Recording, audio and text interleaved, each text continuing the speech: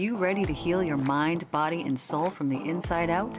Welcome to the Real Healing Institute show with Michelle Sinclair, divine healer and spiritual teacher, where spiritual transformation meets practical guidance to break free from limiting beliefs, subconscious pain, and energetic blocks. This is a powerful space for those seeking true healing and enlightenment. Michelle's teachings are rooted in her deep study of the Christ letters and the spiritual awakening that came from her unwavering dedication to divine truth. She helps individuals navigate their inner healing journey through subconscious soul healing techniques and spiritual teachings by uplifting the vibrational resonance of our thoughts, words, and actions that shape the very fabric of our lives. It is time to learn the profound understandings of universal love. The Real Healing Institute show starts now. Welcome to the show today. So today we are talking about forgiveness. It is such an important thing. And I know that many people, right, pretty much every person in this world has somebody that they need to forgive. And when we don't do this, we are carrying energy inside of our body that is not helpful to us. And it's then projected out in the world, and then it's then returned back to us. So, I know a lot of people will say, oh, I've forgiven this person, because I just don't think about them, and I whatever. And it's like, well, now if that's the case, this is how you know if you've really forgiven someone. If you truly want as good for that person as you want for yourself, then you've gotten there. And why is this so important? So I'm going to tell you my story. I'm going to tell you a couple stories of having to forgive. So the very first one, I was very angry at my father for many, many, many years. I had this, buried resentment towards him. And then I had a past life that came up. I'm a hypnotherapist, so this was part of my life. But what was interesting is I regress many people back for past lives, and typically they will not have the same one come up more than once. It just doesn't happen. But I'm on my fifth or so time of a past life coming up that is the same past life. And I'm like, okay, there is something significant here that I'm not seeing. So I am a native man back in the day. And this colonel type man had come and he had, taken my son's life. And so I was very angry, about this. And so I went and I got revenge on this man. And I got huge, huge, huge revenge on this man. So this plays out.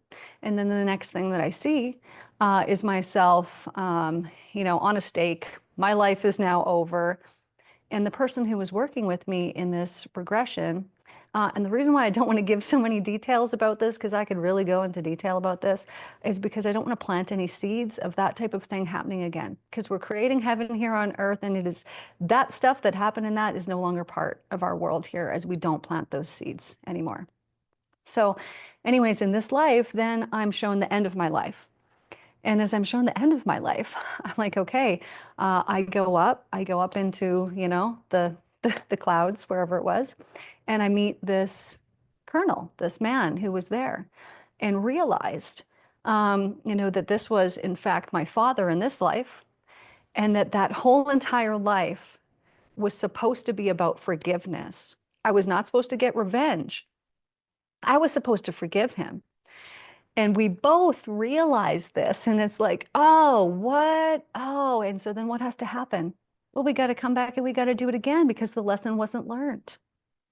So then what has to happen? This agreement is made. And it's like, okay, well, we're going to have to do this again. So then what has to happen is for you to forgive somebody, somebody's got to do something to you, right? So when these things happen, we could look at it as, oh, I'm this victim, and we could be so angry at that person and we could be a victim, which I was in that state for years and years and years and years until I wasn't. And it was upon realizing that, oh, this was agreed upon. This was actually something that you were doing for me. Because if you've had to forgive somebody, how difficult was it to forgive that person, especially if you never got an apology? Extremely difficult. And so anytime that we go through, which I'm sure, if you're listening here, you've gone through some things in your life that were extremely difficult to get over. But by getting over it and by doing that thing, you then leveled up. You then learned something that you didn't know before. Your soul truly evolved, right? Because before we come here, we know all these things, and then we're like, okay, let's go and put it out into, practical action and see how this is actually going to play out. And we come to Earth, our brains are completely wiped. We forget why we're here. We forget the plan. And then the plan starts playing out, and we're like, what kind of plan is this? This is a terrible plan. Who came up with this? And it's like, oh, you did, right? Because you wanted to learn and you wanted to evolve. So upon realizing that that this was part of the plan, that it was like, okay, well, in order to forgive, something needed to be done that had to be forgiven. Um, it became really easy to forgive. It was like, oh, that saying, there's actually nothing to forgive. You hear this from the very spiritually enlightened. This is the truth. There's actually nothing to forgive because it was part of the plan that you also agreed to. They didn't just say, hey, I'm going to come here and I'm going to hurt you. It was like, okay, I need to evolve in this way. Will you play this role for me? And will you do this so that I can then forgive you, so that I can evolve? And they're like, okay, sure. But look at the other side of that.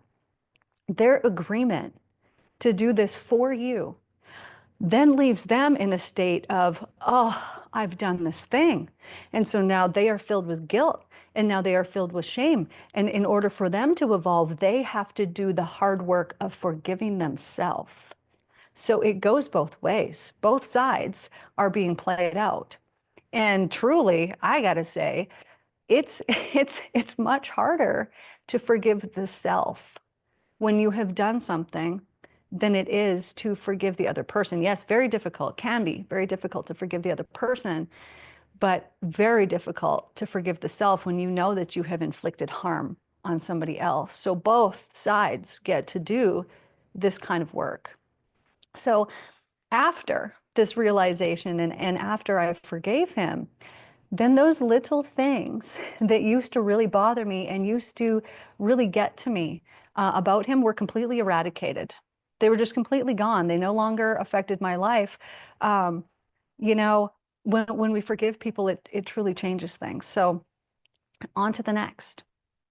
I had been dating this man when I was a teenager and got pregnant. And he was extremely abusive. He was physically abusive, emotionally abusive, all the things. And so, I'm dealing with this. And then I have a baby, and I'm like, oh, I need to protect this baby and keep it away from this man because, he was even abusive to his little sister, who was very little. And I thought, I don't want this for my life. So, we part ways. And 18 years goes by.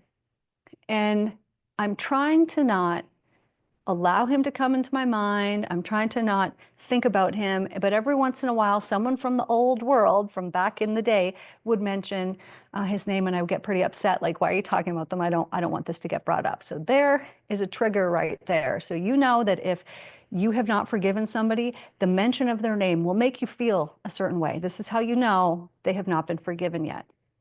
So, upon realizing this with my dad, I'm like, okay, this all played out. There's a reason why this happened. I then meditated and I saw him as a little boy.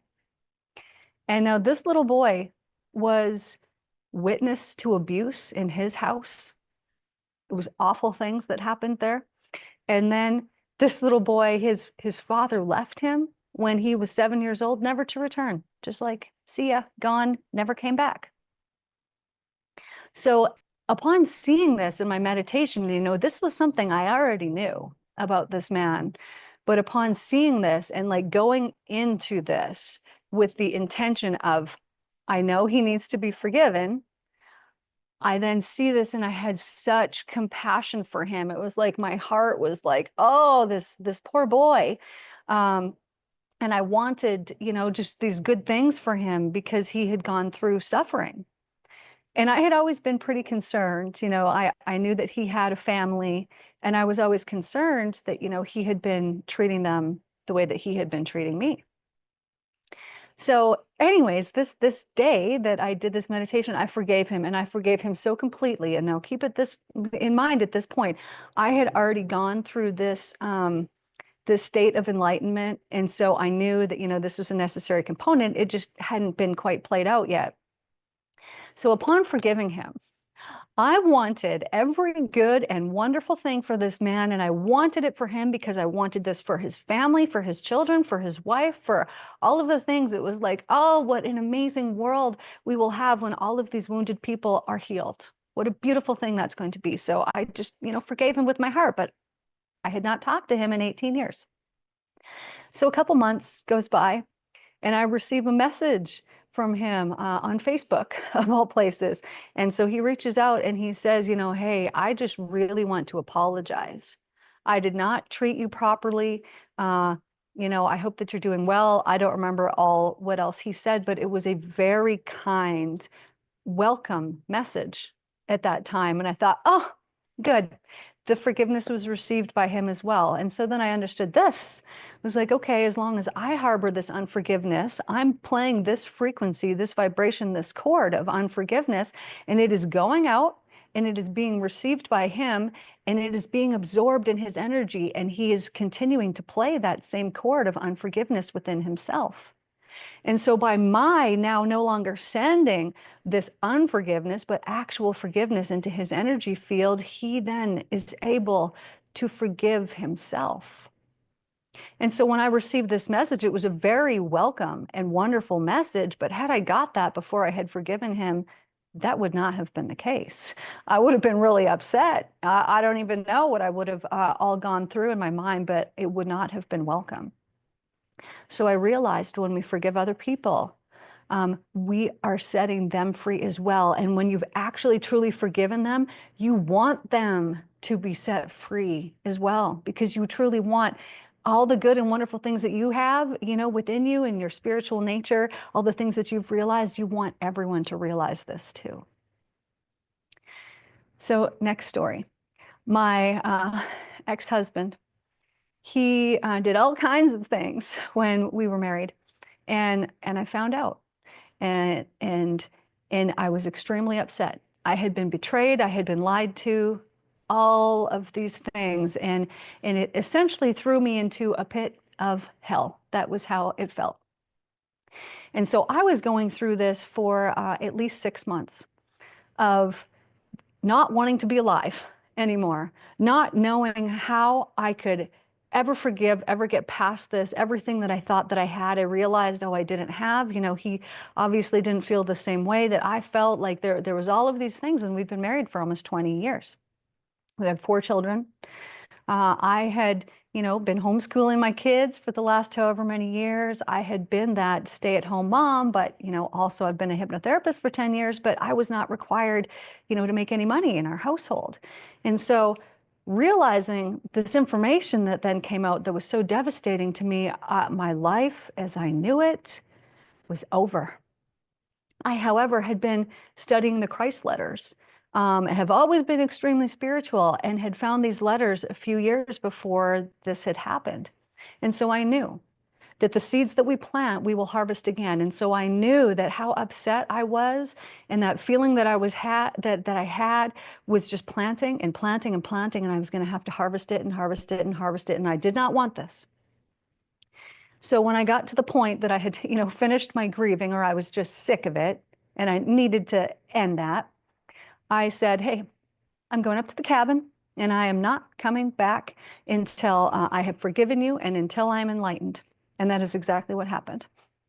So I went up there and I just began meditating. And my spiritual practice is meditation, dance, yoga, writing. I will just sit there and just sit there and sit there and do whatever flows through my body. Let the divine commune with me until these powerful, profound things come through. So I was up there for maybe a day. Maybe it was even that first night when I forgave him. there was this realization, there was all these things, you know, if it was past lives that were attached or whatnot, I don't remember exactly what was done. But what I do know is that because I had to go up there and heal this profound suffering that I had been going through, it led me to have to heal that suffering because my options were end it, which was not an option, or heal it. And so because I was forced to heal this, I ended up gaining enlightenment. What a wonderful gift. What a wonderful gift that was. There could be no better gift than that. And had he not done that, it would not have forced me to go and spend weeks. I was up there for 3 weeks by myself, just dedicated to my spiritual practice. Had that not happened, that would not have happened. So it was all part of it. It was part of the orchestration of my life and how it was meant to be. So then when I forgave him, you know, I then understood that there's nothing to forgive. This was part of the process. I came here. I wanted to, you know, gain spiritual enlightenment. I assume that was what I wanted when I came here. I wanted to be able to help people. I wanted to be able to teach people. And had that not happened to me, that was a necessary step. Had that not happened, I wouldn't have got to where I got to. So it was all part of the process.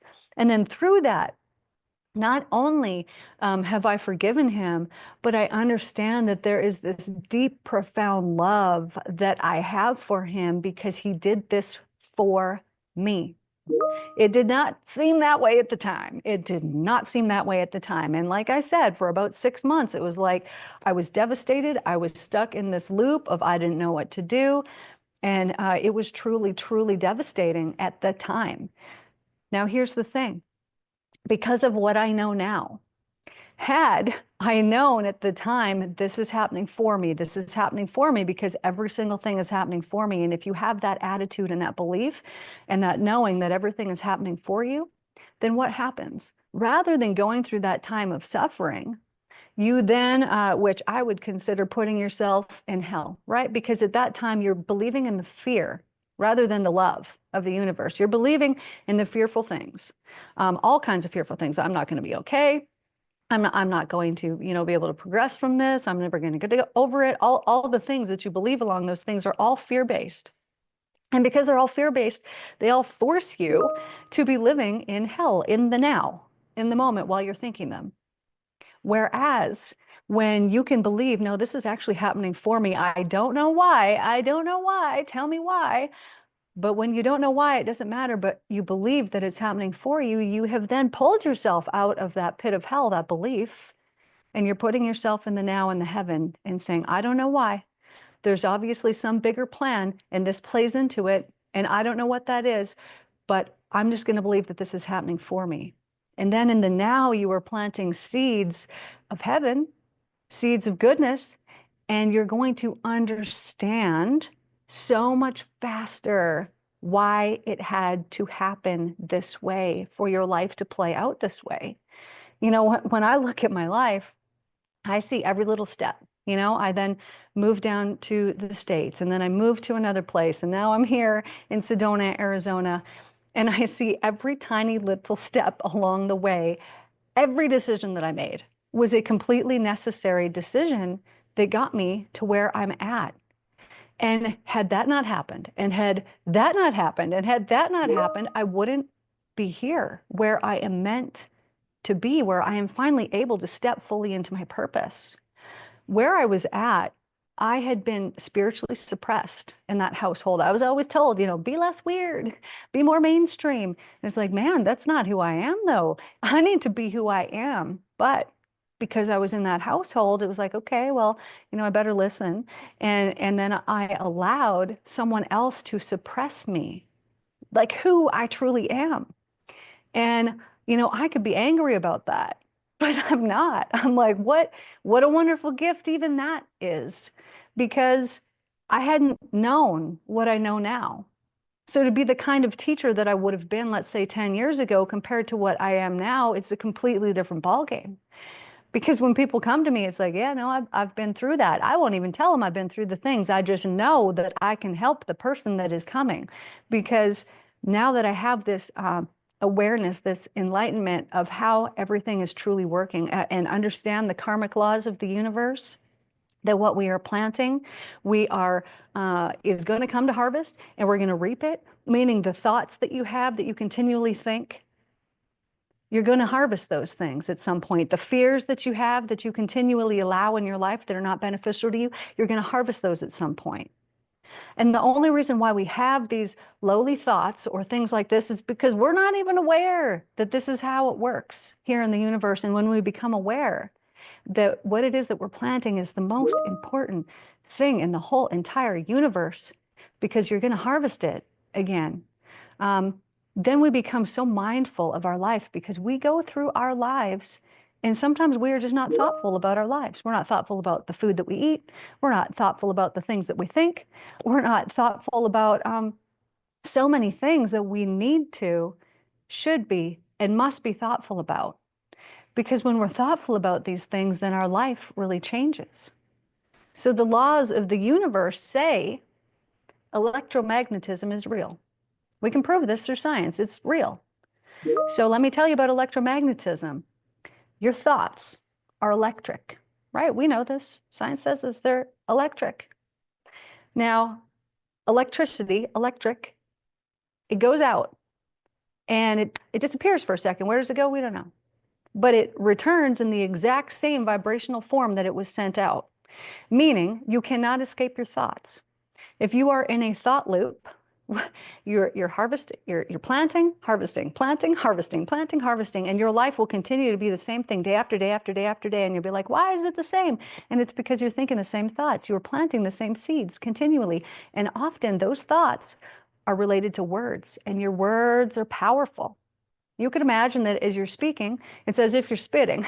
And so your words are going out and they're being planted and you're spitting forward. And so then you're walking forward and then pretty soon you're walking through the thing that you just planted and you're like, I don't like walking through this thing, but you planted it, but you forgot, or you didn't know that that's how it works. And so when you can become very aware that this is how it works and that you need to be extremely mindful about the things that you're thinking, because they're actual seeds that you're planting that you will harvest. You know, this, it says it in the Bible, you reap as you sow, but he only had examples that he could give out in nature, and the people weren't at the level that we are at here today to truly comprehend what that actually means. So if you want to live a beautiful and wonderful life, forgiveness is an essential element of that. It is an essential element, because you will be carrying this unforgiveness in your energetic system unknowingly. You think, oh, I don't think about this person, you know, I don't, whatever. It doesn't matter. If it is still present in your subconscious mind, then you still have it within your energy system, and it will be depleting and it will be draining your energy, and it will be not allowing you to advance spiritually like you need to and like you came here to do. And it will be doing all kinds of detrimental things within you, but also within the other person. It is received by that other person. And they will sit there and they will think, oh, you know, I don't even know why, but I'm thinking this resentful thought towards that person there. And it's because you have sent it to them. They have received it on a subconscious level. And then they are playing this back out to you. They are showing you what it is that you are doing. Almost everything in this world is a mirror for us. You know, we project things on other people. We think, oh, it's this person, but really it's us. And we are seeing our own projection, and what a beautiful divine gift this is, because then you can change it and you can do something. And if you're seeing something in your world that you don't like, then look within yourself and think, what is it that I need to shift? What is it that needs to change within me so that I'm not seeing this anymore? Because when you heal those things, then those things will literally disappear from your world, because they won't, you won't pay any mind to them. They will not have the same effect on you that they previously held. It will change your life when you plant different seeds. So if there's somebody that you know, you need to forgive this person, you might think, oh, I don't want to forgive that person. Well, then you're just not there yet. And you could start with yourself. You could start with yourself by forgiving yourself for maybe putting up with what that person did to you. Forgive yourself, because that's who you're truly mad at, is yourself for putting yourself in that situation, for staying in that situation for so long, for, whatever it was that happened. And if you could look inward and look at yourself and think, you know what, I love you and I forgive you, and I forgive you for what you didn't know until after you learned it. Then you can begin to relieve yourself of the heavy, dense energies of unforgiveness, because unforgiveness is like dragging an anchor around with you, and like, it's so hard to get to these places and I don't know why. And it's because you're carrying that with you. And so when you become aware, oh, I've been carrying this with me. There was a study that was done, and people upon forgiveness could actually physically jump higher because you were actually carrying it within your energy system. And I know when I work with clients and they leave, the number one thing that they say is, oh, ooh, I just feel so much lighter. Why? Because we are light beings. And if we are carrying heavy, dense energies, they are not made of light. And you are a light being. So get back to yourself, because you are powerful. And when you step into that and you take your power back, you will just become a shining light. I love you guys so much. Thank you guys for tuning in here. I'm in lovely Sedona. If you have not been here, this place is absolutely amazing. Thank you guys for tuning in. Love you so much. And I will see you guys in the next one. Take care. Thank you for joining the Real Healing Institute show with me, Michelle Sinclair. Tune in every second and fourth Wednesday at 9:30 a.m. Pacific on transformationtalkradio.com for more empowering ways to spread love and set yourself free. Together, we'll elevate the consciousness of the planet. Stay connected. Follow me on social media, subscribe to the podcast, and explore the Mental Cleanse series on YouTube. Ready to go deeper? Book a session with Michelle at therealhealinginstitute.com. Until next time, keep healing, keep growing, and remember, love is the only way.